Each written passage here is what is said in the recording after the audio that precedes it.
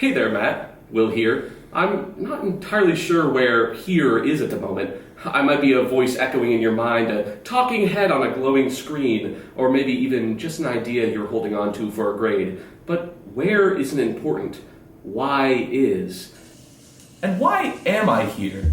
To talk about comedy, but not just ha-ha comedy. We're talking about the strange, squishy, often contradictory heart of humor itself, and more importantly, how I use it. Let's talk incongruity theory. Incongruity is the subversion of expectations. It thrives on absurdity. It feeds on the friction between character and context, reverence and irreverence, setup and punchline. It allows comics to establish a pattern and then gleefully destroy it. I do this a lot in sketch comedy, particularly in Durban. Holy shit. The president of Durban has a fucked up, crazy bush. Dad, you're really fucking this up. Alright. Calm down! Calm down! Calm down, Henry! Are you calm? Are you calm? Well, it'd be a lot better if I didn't have the fucking arms of a toddler, Fiona. I can shove my entire fist up my ass! And you told me not to monetize that? What can you even do? Fucking useless!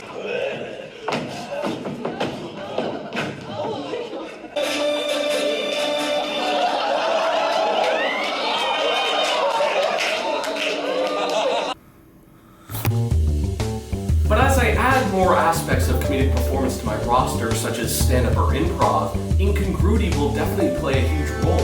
I like to use this in my own comedy because it turns stand-up into something more like a performance, a transformation. Instead of me talking at you from a stage, incongruity lets me become someone else entirely, someone who fully believes in a ridiculous world, one of my own making.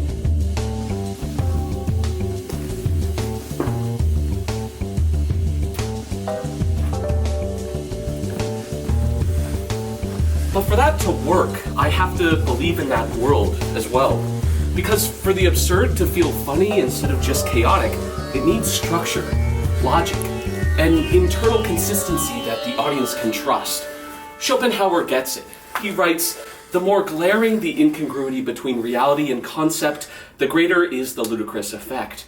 To put it simply, humor is born in the clash between what we perceive and what we expected to perceive, what the audience takes away versus what the performer wants them to. It's that relationship, the tension between those two forces, that gives rise to absurdity. The audience comes in expecting to see a comedy show. I take that expectation and I use it against them. Lovingly, of course. Now, let's talk about wit.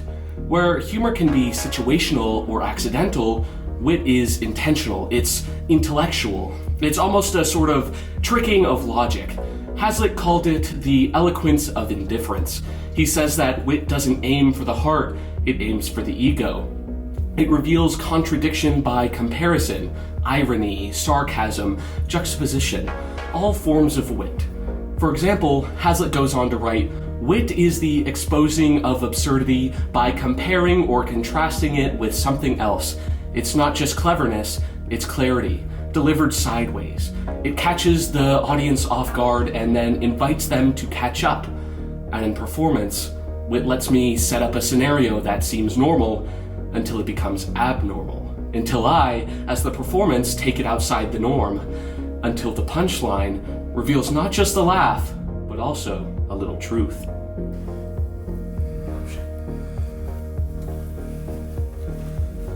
So where does that leave us with humor in general?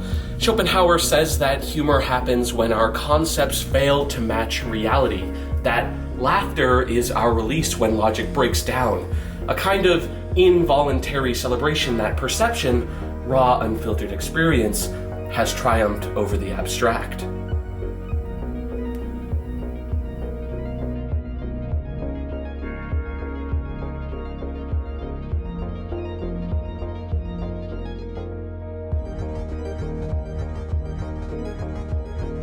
But Pirandello takes this idea a little further. For him, humor isn't just laughter, it's also a reflection. He says, through the ridiculous side of this perception, the humorist will see the serious and grievous side of it.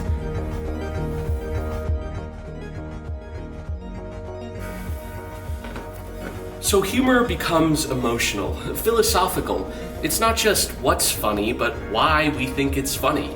A joke becomes a contradiction that holds itself together, long enough to deliver insight about not only the performer, but the performance itself.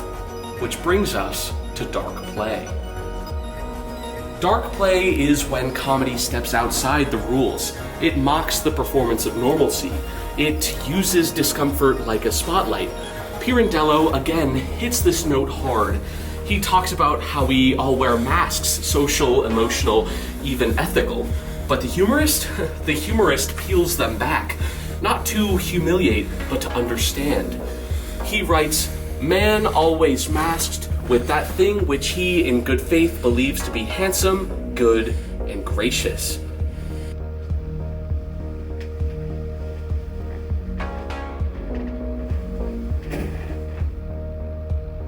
Dark play happens when a performer leans into what shouldn't be said, and in doing so exposes something true.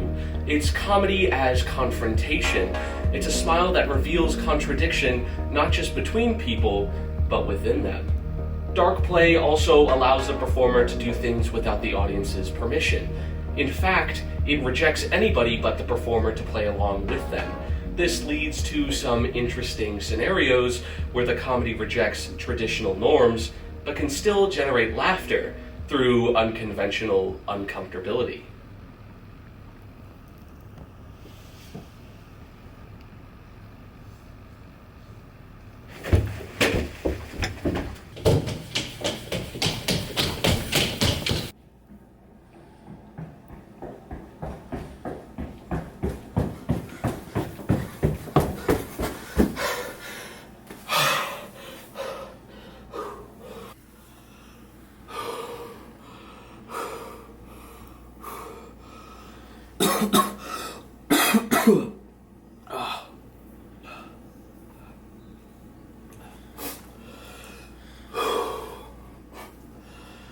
And finally, the absurd. The absurd is not just a style, it's a state of being. It's what happens when we try to impose logic on a universe that doesn't owe us any. Hazlitt calls it consistency in absurdity, that moment when a character's nonsense becomes so committed, so faithful to itself, that it becomes believable. Not because it makes sense, but because it holds together just long enough to feel like it does.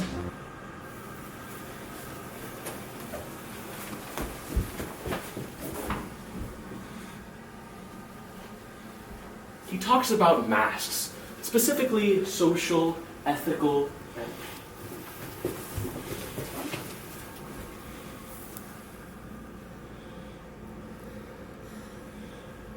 So, what is my comedic style? It's built on incongruity, that moment when structure collapses under its own logic and reveals something unexpected. It's taking the expected, the predictable, the traditional, and twisting it just enough to surprise the audience without losing them. Whether I'm using wit to undercut a setup, dark play to challenge comfort zones, or absurdity to question why we find anything funny at all, in the first place, it all starts with incongruity. It's the blueprint for misdirection, for contradiction, for laughter. Because at the end of the day, comedy is just structured confusion.